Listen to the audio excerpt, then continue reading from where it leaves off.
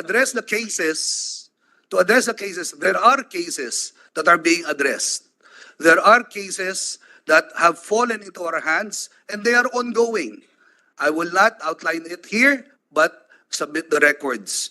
Second, if there are really cases of Danlaban, let me now throw this question.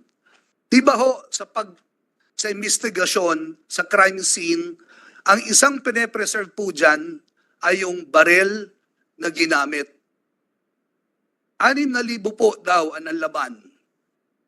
So dapat merong 6,000 barel with corresponding documents.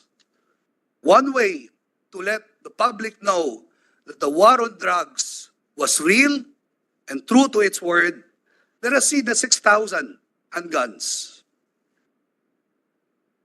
That's a question po. Yeah, Mr. Chair, Salamat po. if I may, Senator Bato. I hope in the next hearing, we can invite the Director of Forensic Service of the PNP para mailatag niya yung whereabouts nitong mga Take note, yes. lahat ng mga ebidensya na recover. And for the record, Mr. Chair, I just would like to parating kay Father na I appreciate what you're doing, Father.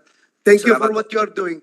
Pasensya ka na kung sinabi ko na kung hindi ka nakapag-file ng kaso, parang you limit yourself to propaganda. But then again, you said na may nakapile kayong kaso. And I encourage you, please, file kayo ng kaso. Kasi kawawa talaga yung namatay. Mag-file kayo ng kaso.